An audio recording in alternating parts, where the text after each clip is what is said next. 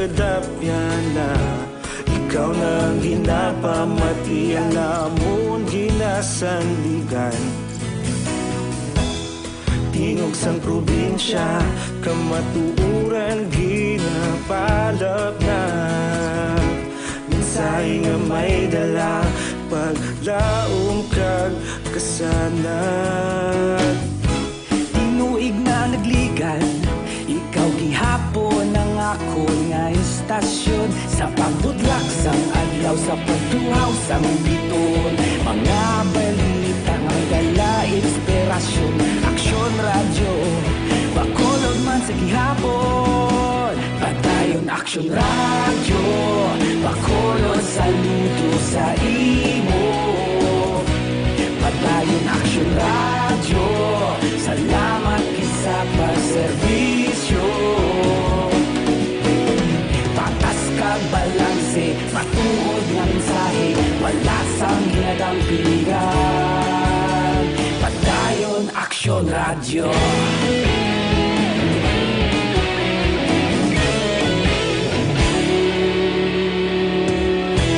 Pagkulong nun kag negro sanon inyong pamatian. Istasyon nga nagapalaplag sang kamatuuran. Mabakod nga prinsipyo, reporter handa sa serbisyo. Kahapon, karon kag sa gihapon, kita magapadayon. Tinuig na nagligan, ikaw gihapon ang ako nga istasyon sa pagbutlak sang adlaw sa pagtuhaw sang biton. Mga balita nga may dala inspirasyon, Aksyon radyo bakolod man sa gihapon. Padayon Aksyon radyo bakolod saludo sa imo. Padayon Aksyon radyo salamat sa pagserbisyo. Patas kag balanse, matuod nga mensahe, wala sang ginadampigan. Padayon Aksyon radyo. Una sa balita, una sa aksyon, sa bakolod Aksyon radio. Una sa balita, una sa aksyon, sa bakolod Aksyon radio. Kita ulog na ngay, sa bisan anong kalintangan. Responsable nga pagbalita, pagdayon na ipalam na. Malasig pero sigurado, aksyon na may dala pagpalanggan.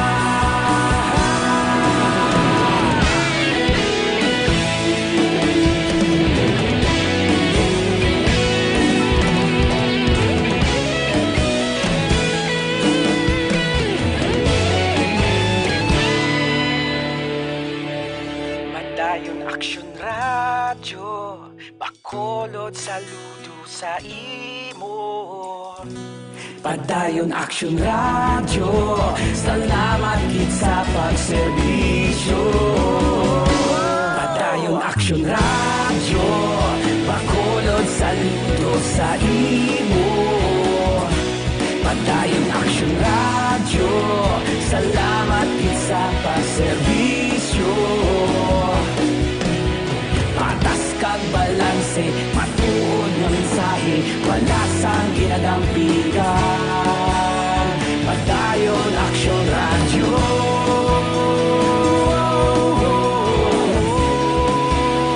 Padayon Aksyon radyo. Sa balita, una sa aksyon. Lasay sa 8 Aksyon Radio Philippine Standard Time kagkaron sa litalinas sang mga balita lokal. Ginpay dalom sa lockdown ang 14 ka mga balay sa may barangay Banago syudad sa Bacolod matapos nga nagpositibo ang sa senior citizen nga napatay tinalikdan nga adlaw ag sa local stranded individual kon LSI nga lalaki. Sa interview sa Aksyon Radio ginpahayag ni punong barangay Kapitan Ricky Mijares Sabado sang aga sang ginpahibalo siya sa Bacolod City Health Office nga nagpositibo ang isa ka 60 anyos nga panday kag ang 22 anyos nga LSI. Ang panday ang una nga nagbatsyag sang hilanat kag nagpanakit ang lawas kag gindala sa hospital. Apang napatay sa dong Miyerkules nga adlaw Hulyo 15. Wala sang close contact sa COVID-19 na positive o kon travel history ang napatay. Ang bangkay ang gilayon nga ginkremate. Suno kay Mijares 11 ka mga balay ang ginlockdown sa Purok Mahimulaton Zone 5, Barangay Banago. Gin-lockdown man ang 3 ka mga panimalay sa may Purok Riverside Zone 3 sa mga barangay. Matapos nga nagpositibo ang isa ka LSI nga nagpaidalam sa home quarantine kag karon nasaylo na sa facility quarantine sang syudad. Upod ang 3 niya ka mga himata. Ang nagpositibo ang gikan sa Metro Manila ka nagpauli sa syudad sa Hulyo 13. Nagpasiguro si Mijares nga suportahan sang barangay ang pagkaon sa mga apektado sa lockdown. Nagpahanumdum man ang punong barangay sa mga pumuluyo sang barangay Banago nga temporaryo nga likawan ang pagpadulong sa nasambit nga mga lugar. 11 ka balay, pila ka pamilya na ka? May pagtunamon mabala kung pila ka pamilya kay way ka din kordo na tunamon kag inisip lang ang kada balay. Napatihan si punong barangay Ricky Mijares sang barangay Banago. Samtang hindi na makasulod sa territorial jurisdiction sang barangay Alangilan, syudad sa Bacolod ang mga bikers nga naglagaw sa mga lugar umpisa sa Lunes ngedlaw Hulyo 20. Suno kay punong barangay DG Tanista Senior, ini nga regulasyon ang base sa Barangay Resolution 159 nga ginaprubahan sang konseho bilang measure sa padayon nga pamahog sang COVID-19. Suno sa punong barangay ang ginhimo nga desisyon sang konseho ang resulta sa mga violasyon nga nakometer sa mga grupo ang sa health protocol nga ginapatuman sang syudad. Suno pa kay tanista nga luyag lamang nila nga proteksyonan ang ilang mga residente batok sa posible paglapta sa mga virus. Angot diri mayara na sang gintuginan nga mga tanod ang barangay nga mong magabantay sa mga boundary sa syudad sa Talisay kag Granada umpisa sa Lunes nga adlaw. Na hindi na pwede makasulod ang aton mga bikers diri sa barangay Alangilan. Tungod sa aton nga problema sa pandemic naman COVID-19 aton nga problema bala. Sa ako nakita nga kadamo sa mga bikers diri ilabi lagi sa subong nga nagpandemic kita nagsulod sa barangay Alangilan. Dapat yan si punong barangay DG Tanista Senior sang barangay Alangilan. Sa iban nga balita lokal, nadakpa ng 6 ka mga tawo sa pag-service ang search warrant kag drug bypass operation sang PDEA Region 6 Special Enforcement Team sa may Cereza 2, Barangay 27 subong nga hapon. Ginkla lang subject sang search warrant kasi Karen Dukay, 36 anyos, street level pusher kag ginaligara, drug den maintainer. Ang subject ang nagrenta sa mga balay sa sulod sang 3 ka bulan. Sa interview sa Aksyon Radio, ginpahayag ni PDEA 6 Agent Bamboo. Nag-apply sila sang search warrant sa korte kasunod nga may nabaton silang impormasyon nga ang balay sang subject ang magkabig nga drug den. Suno kay Bamboo may mga driver, call center agent kag iban pa nga nagakadto sa mga lugar para sa illegal nga aktibidad. Ginako naman sang subject nga tag 20 pesos ang bayad para magsuyop sa mga balay. Nangin walang subject nga may ginpasulod siya nga tawo para magsuyop sa sining nga balay subong nga adlaw. Padayon sa karon ng pag-search sang otoridad sa amo nga balay. Dugay na nga report kag may mga surveillance sa diri nga ginagamit gini as drug den. Drug den gini sa so damo gid gagwa sulod nga mga tawo nga nagayus sa ini nga balay. Diri sila makal na sila diri man sila masuyop. Dapat yan si Agent Bamboo sang PDEA Region 6. Samtang dismayado naman ang pamunuan sang Basiwa Employees Union angon sa ginhimo nga pagperma sa mga opisyales kag board sang Water District nga Joint Venture Agreement upon sa Prime Water Infrastructure Development Corporation. Suno sa Basiwa Employees Union President Lenny Espina, isa ka paglipot sa mga empleyado kag konsumidora ang ginhimo nga desisyon sa mga opisyales kag board sang Water District kahapon nga adlaw. Suno kay Espina, ginbaliwala lamang sa ilang mga opisyales sa Water District ang interes kag panindugan sa ilahanay kag pila ka mga sektor nga nagapamatok sa mga proyekto. Padayon na sa nga ginapanindugan ni Espina nga hindi lamang desbentaha para sa mga empleyado ang iningalihok, kundi magadulot may ni sang dugang nga problema sa bahin sa mga konsumidor nga mong mag-aabaga sang tanan nga mga balayrahan bangod sa issue sang privatization. Bangod sini plano sang ila grupo nga maghimo sang legal nga aksyon sa palaabuton. Samtang 22 ka magkahagugmaging kasal sa ginpatigayon nga mass wedding sa may syudad sang Himamaylan, Negros Occidental kahapon nga daw ini sa piyak sang napangatubang nga peligro sang COVID-19. Ang maging kasalang residente sang barangay Mambagaton kag Talabana. Sa post ni Mayor Raymond Tongson sa official Facebook page, siya mismo amo ang nag-preside sang seremonya. Tanan naging kasal ang nagasuksok sang face mask kag nakatuman man sang social distancing bilang pagtuman sa health protocol. Ginpanginbulahan naman sang alkalde ang bag-o nga maging kasal. Sa katapusan ng balita lokal, nadugangan sa isa ka bagong COVID-19 case ang syudad sang Bacolod. Base sa DOH 6 case bulletin number 114, nagapositibo sa virus ang 33 anyos nga babae nga hindi OFW kag hindi man LSI, pero karon ang yara na sa facility quarantine. Wala naman sa may na-report nga bago nga COVID-19 cases sa Negros Occidental subong adlaw Hulyo 18. May na-record man nga 21 kabago nga kumpirmado nga kaso sa COVID-19 sa iban nga lugar sa Western Visayas. Gin-report man sang DOH subong adlaw may nga mayara sang 34 kabago nga recoveries sa Region 6. 16 kabago nga naka-recover or nag-ayo na sa COVID-19 ang gikan sa Negros Occidental. Una sa balita, una sa aksyon. Lasay sa 15 Aksyon Radio Philippine Standard Time. Sa imo pag-exercise, hindi gid magkalipat nga mag-detoxify.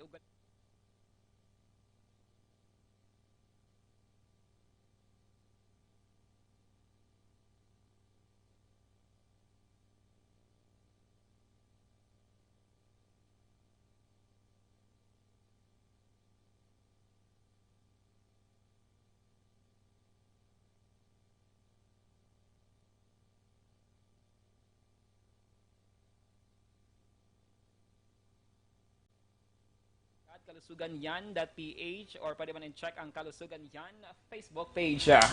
Una sa balita, una sa aksyon. Detalye sa mga nagapanguna nga balita nasyonal. Pagkatapos, gidamang sini. Dok, sa dinami-dami ng usapin ngayon tungkol sa COVID-19, nangingibabaw ang tanong tungkol sa expanded testing. Ano nga ba ang expanded testing? Bago natin sagutin ito, mahalaga munang malaman natin kung ano ang confirmatory test para sa sakit na COVID-19.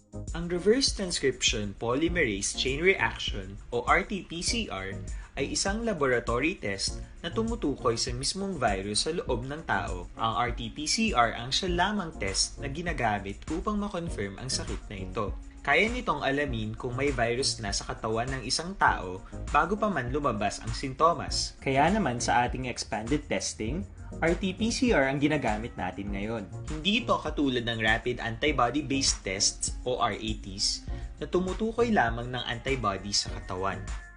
Sino-sino ang kabilang sa expanded testing? Sa expanded testing, ang mga sumusunod na mga tao na may history of travel sa isang lugar na may COVID-19 o nakisalamuha sa taong may COVID-19 ay sasailalim sa RT-PCR test. Una, mga pasyenteng may malubha at kritikal na kalagayan. Ikalawa, mga pasyenteng may edad 60 pataas, pasyenteng mayroong ibang sakit, o mga pasyenteng may maselang pagbubuntis. Ikatlo, mga pasyenteng may bahagyang sintomas. At ikaapat, iba pa nating kababayan at mga healthcare workers na walang sintomas ngunit may travel history o contact. Mayroon na tayong mga laboratorio na kayang gumawa ng RT-PCR sa Luzon, Visayas at Mindanao. Sa kasalukuyan, layunin ng ating gobyerno na tumaas pa ang health system capacity ng bansa upang matest sina lolo, lola, kuya at ate na pasok sa populasyong kailangan ng testing. Ginagawa natin ito upang mabigyan ng tama at agarang atensyong medikal ang mga pasyente at para matukoy ang iba pang tao na nakasalamuha nila. Mahalaga ang pagpapatest sa paglaban sa pandemya, pero mas mahalaga kung mapapanatili ang kalusugan ng ating katawan. Mas mainam kung lalabanan natin to ng sama-sama. Ika nga, prevention is better than cure. Mag-exercise, kumain ng tama, practice cough etiquette, sundin ang 1 meter rule sa physical distancing, maghugas ng kamay, at higit sa lahat, kung maaari ay magstay at home. Samahan kami sa susunod na video para malaman ang kaibahan ng RT-PCR sa RATs.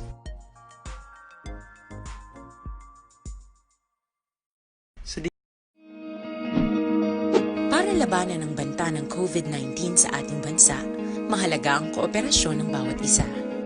Ang pananatili sa loob ng bahay ay isa sa pinakasimple pero pinaka-epektibong paraan para hindi kumalat ang virus. Kunwari, ikaw ang tuldok na ito. Malusog ka at malakas. Lumabas ka ng bahay. Ang hindi mo alam, may Lasay sa 20 Aksyon Radio Philippine Standard Time kagkaroon sa detalye na sa mga balita national. Gin-extend sang Joint Task Force kon JTF COVID-19 Shield ang deadline sa pag-install sang barrier sa motorsiklo para sa mga back rider tubtob Hulyo 26. Sunod sa JTF COVID-19 Shield, ginaprubahan sang National Task Force Against COVID-19 ang ila rekomendasyon nga palawigon ang July 19 nga deadline para taga ng mga motorista sang tion para magbutang sang barrier.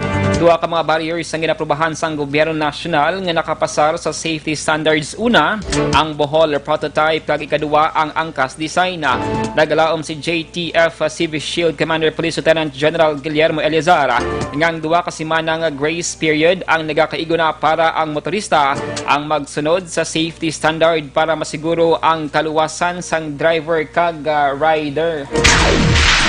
Samtang nanawagan ang tatlo ka mga senador sa gobyerno nga usaron ang COVID-19 test kit nga gin-develop sang UP National Institute for Health sa tuyo nga mas madamo pa nga tawo ang mapaidalom sa COVID-19 testing.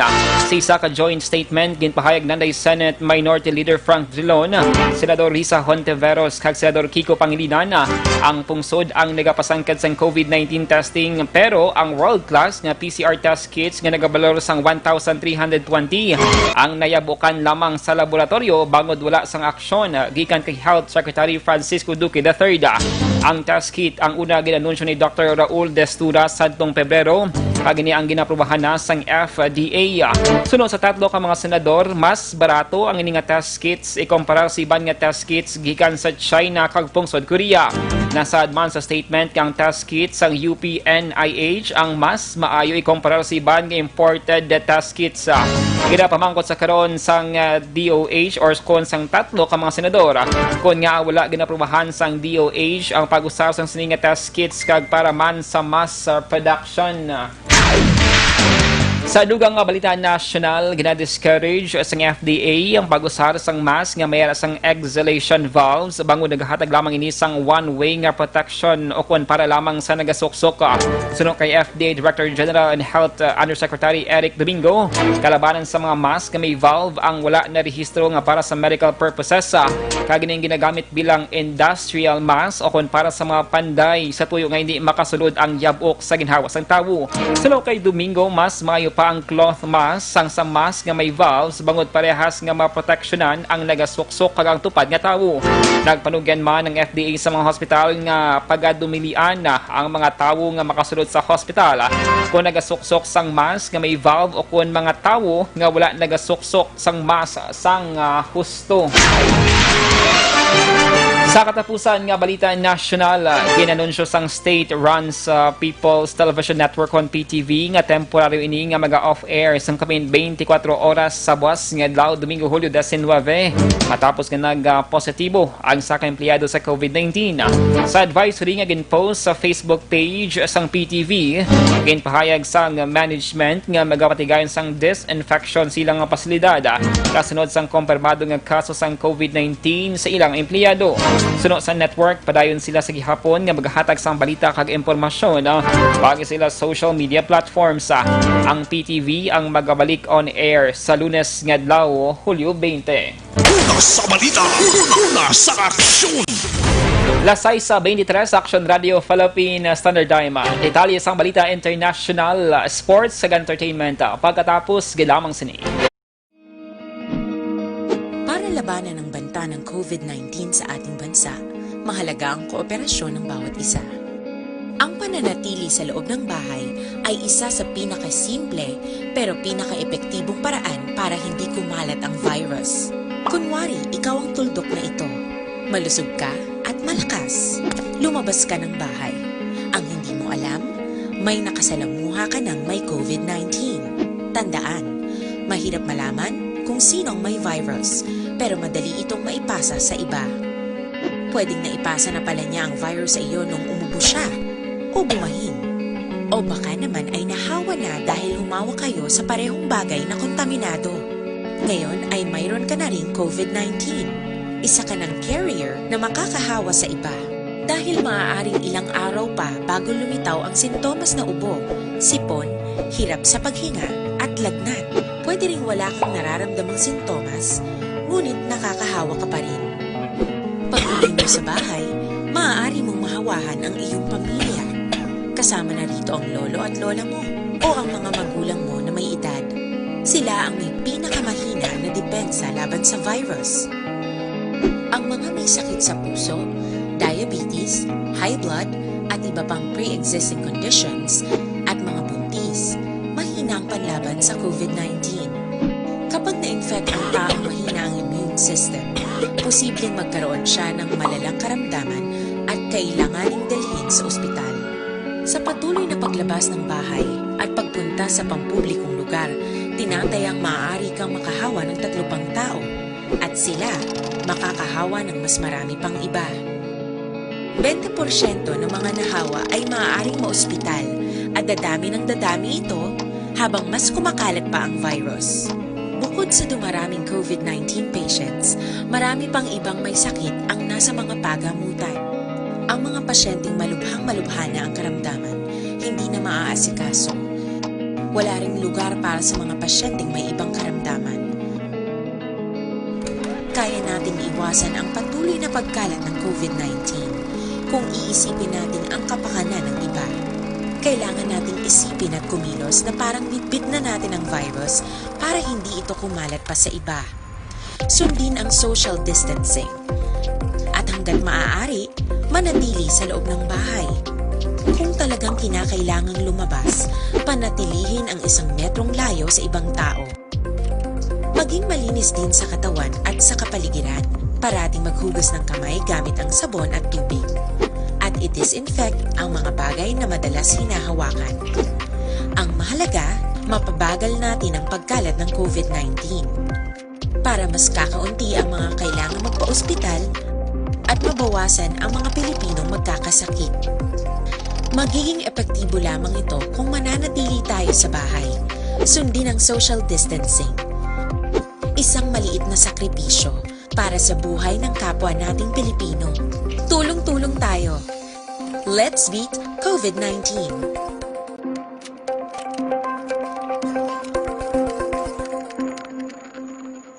Sa dinami-dami ng usapin ngayon tungkol sa COVID-19, nangingibabaw ang tanong tungkol sa expanded testing. Ano nga ba ang expanded testing? Bago natin sagutin ito, mahalaga munang malaman natin kung ano ang confirmatory test para sa sakit na COVID-19. Ang reverse transcription polymerase chain reaction o RT-PCR ay isang laboratory test na tumutukoy sa mismong virus sa loob ng tao. Ang RT-PCR ang siya lamang test na ginagamit upang makonfirm ang sakit na ito. Kaya nitong alamin kung may virus na sa katawan ng isang tao bago pa man lumabas ang sintomas. Kaya naman sa ating expanded testing, RT-PCR ang ginagamit natin ngayon. Hindi ito katulad ng rapid antibody-based tests o RATs na tumutukoy lamang ng antibodies sa katawan. Sino-sino ang kabilang sa expanded testing? Sa expanded testing, ang mga sumusunod na mga tao na may history of travel sa isang lugar na may COVID-19 o nakisalamuha sa taong may COVID-19 ay sasailalim sa RT-PCR test. Una, mga pasyenteng may malubha at kritikal na kalagayan. Ikalawa, mga pasyenteng may edad 60 pataas, pasyenteng mayroong ibang sakit, o mga pasyenteng may maselang pagbubuntis. Ikatlo, mga pasyenteng may bahagyang sintomas. At ikaapat, iba pa nating kababayan at mga healthcare workers na walang sintomas ngunit may travel history o contact. Mayroon na tayong mga laboratorio na kayang gumawa ng RT-PCR. Sa balita, una sa aksyon! Lasay sa 29 Aksyon Radio Philippine Standard Time kakaroon sa detalye na sang Balita International. Nagtaliwan si US Congressman John Luis, edad nga 80, bangod sa masakit Biyernes ang gabi. Iniging kumpirma ni House Speaker Nancy Pelosi. Gintawag ni Pelosi si Luis bilang sa mga greatest heroes sa American history. Tulo kay Pelosi, tanan silang humbled nga tawgon ang kongresista bilang co-liga. Sunod naman kay Senate Majority Leader Mitch McConnell. Si Luis ang isa ka pioneer nga civil rights leader nga nagbutang sa iya kabuhi sa peligro para pakigbatuan ng racism, ma-promote ang equal rights kagiban pa. Si Luis ang pinakabata kag pinakaulihi nga survivors ang Big Six civil rights activist. Ang grupo nga ginpangunahan ni Reverend Martin Luther King Jr. sadtong Desyembre 2019 sa ginanunsyo sang kongresista nga na-diagnose ini sa advanced pancreatic cancer. Una sa balita, una sa aksyon. Sa sports balita, na elher si Asian Games gold medalist kay champion equestrian Michaela Mikey Kuwanko Jaworski bilang miyembro sang International Olympic Committee kon IOC Executive Board. Sa ika-136 nga session sang IOC Congress pagi sa online, si Kuwanko ang nakakuha sang 45 sa 93 ka mga boto kabahin na sang 15-person Executive Board nga ginapamunuan ni IOC President Thomas Bacca. Ang IOC-EB ang pinakataas nga decision-making body of the world sa Olympic body nga nakabase sa Switzerland. Ining ginalakipan sing sa ka-presidente, 4 ka vice presidents kag 10 ka mga miyembro. Si Kuwanko ang nagaisahanon nga Asian nga napilian sa board magluwas kay Nang Sermiang sang Singapore nga liwat nga napilian bilang vice presidenta. Ginpanginbulahan ni Philippine Olympic Committee President Abraham Bambol Tolentino si Mikey nga hindi lamang tiglawas sang Pilipinas kundi tiglawas man sang bugos nga Asian region. Una sa balita, una sa aksyon. Kag sa showbiz balita, na dugangan sa isa ka baby girl ang pamilya Arellano. Hindi matapos na ginabi-abi ni Iya Villania kag Drew Arellano ang ikatatlo nilang nga bata nga si Alana Lauren Arellano. Ginanunsyo sang TV host nga si Drew ang ining balita sa Instagram kag gin-share man ang photos sang una nilang nga bata nga babayi. Una nga ginanunsyo sang celebrity couple nga ginapaabot ang ikatatlo nilang anak sadtong Enero 2020. Si Iya kag Drew ang ginkasal sang 2014 kag mayara na sang duha ka mga bata nga lalaki nga sanday Primo kag Leon. Una sa balita, una sa aksyon. Lasay sa 32 sa Aksyon Radio Philippine Standard Time. Inyo nabatian ang kabugusan nga mga balita sa Aksyon Balita Evening Edition. Karon nga daw Sabado, Hulyo 18, tuig 2020. Akong inyong tagbalita Aksyon Dale Salazar. Una sa balita, una sa Aksyon sa Bacolod Aksyon Radio.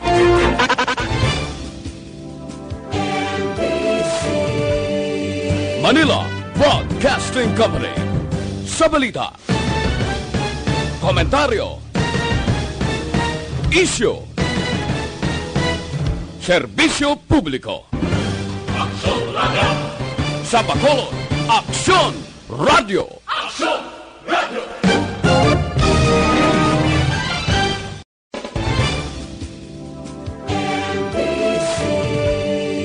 Manila Broadcasting Company.